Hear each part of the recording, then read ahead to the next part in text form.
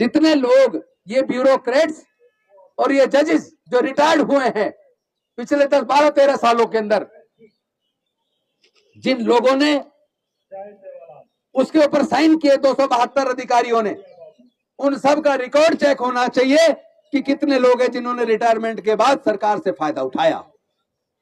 सरकार से फायदा उठाते हैं और जनता के खिलाफ बोलते हैं।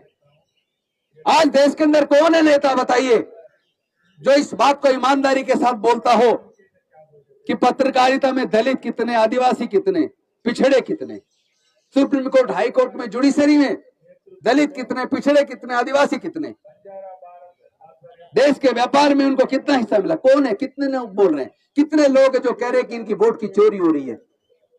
इलेक्शन कमीशन कहता है जिसकी वोट कटते उसको नोटिस जाता है, रजिस्टर्ड पोस्ट से नोटिस जाता है। अरे हमने इतने चुनाव देख लिए, हमारे खुद ने चुनाव लड़ा, हमारे क्षेत्र के अंदर आप देखना, आपने भी देखा होगा, ज्यादातर वोट वहां कटते हैं जहां दलित रहते हैं और माइनॉरिटी के लोग रहते हैं। हमने तो आज तक किसी को नहीं देखा जिसका वोट कटा उसको नोटिस भेजाओ। कौन सा रजिस्टर्ड पोस्ट से नोटिस भेजते हो? झूठ बोलते हो, झूठ बोलना बंद करो। एक ही तो आदमी है देश के अंदर, एक ही नेता है जो पूरे देश के अंदर निडरता के साथ, चाहे ईडी ने कितना ही प्रताड़ित किया हो, सीबीआई ने कितना प्रताड़ित किया हो, इस सब के बावजूद जो न्याय की लड़ाई लड़ रहा है, निडरता से बोल रहा है, और वो भी उनको रास नहीं आ रहा। सारे मिलकर रिटायर्ड जिन्होंने फायदा उठाया सरकार से, वो सारे साइन करके एक आदमी के खिलाफ लिख रहे हैं कि इनके बार बार चुनाव हारने की हताशा है। चुनाव हारा नहीं जा रहा, चुनाव हराया जा रहा है। हमारे दलितों के, पिछड़ों के, आदिवासियों के, माइनॉरिटी के वोट काट दिए जाते हैं। कौन है जो फ्री में, जो ट्रेन भर भर के वहां वोट डलवा रहा है? इलेक्शन कमीशन ने कहा था हमें सबूत दो, कहा था नहीं कहा था, हम सब ने देखा होगा। तो आपने ये भी देखा होगा, राकेश सिन्हा बीजेपी का प्रवक्ता, आरएसएस प्रचारक, जो राज्यसभा सांसद था अभी तक, उसने दिल्ली में वोट डाला। फरवरी के महीने में सोशल मीडिया पे डाला कि मैंने दिल्ली में वोट डाल दिया, अपना संवैधानिक अधिकार इस्तेमाल किया सरकार चुनने में। और अब नवंबर में जाके, 6 नवंबर को बिहार में जाके वोट डाल दिया और उसको भी सोशल मीडिया पे डाल दिया। इसी तरह के बहुत सारे लोग हैं जिन्होंने इस तरह दिल्ली में भी वोट डाला, वहां जाके डाल दिया, यूपी में वोट डाला, बिहार जाके वोट डाल दिया, उत्तराखंड में वोट डाला, बिहार जाके वोट डाल दिया। अरे इतने सारे प्रूफ हैं, बताए ना इलेक्शन कमीशन, उनके खिलाफ तुमने क्या कार्रवाई की?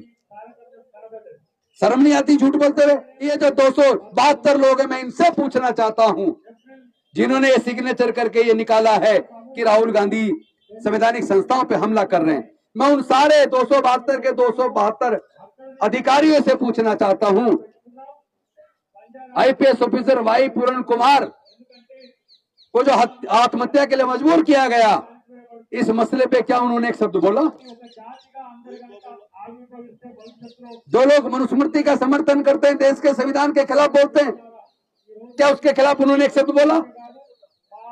जो राकेश सिन्हा जैसे लोगों ने अलग अलग राज्यों में अपने वोट डालकर बिहार में जाके 6 महीने 7 महीने के अंदर वोट डाला, डबल वोट डाल रहे हैं, क्या उनके खिलाफ उन्होंने एक शब्द बोला? किसके ये लोग? ये सारे के सारे लोग, इनका आप डाटा निकालो, 99% स्वर्ण जाति के लोग मिलेंगे, स्वर्ण जाति के लोग। ये देश के दलितों से, पिछड़ों से, आदिवासियों से, माइनॉरिटी से नफरत करते हैं। ये डॉक्टर बाबा साहब अम्बेडकर से नफरत करते हैं, ये सामाजिक न्याय से नफरत करते हैं। ये नफरती लोग हैं जो समाज को हिंदू मुसलमान के नाम पर बांटते हैं। अभी आपने देखा होगा कई बीएलओ सुसाइड कर चुके हैं। इतना प्रेशर बनाया जा रहा है एसआईआर के नाम पर, इतना ज्यादा प्रेशर बनाया जा रहा है, कई बीएलओ सुसाइड कर चुके हैं। उसकी भी जांच होनी चाहिए कि इसका मतलब क्या है।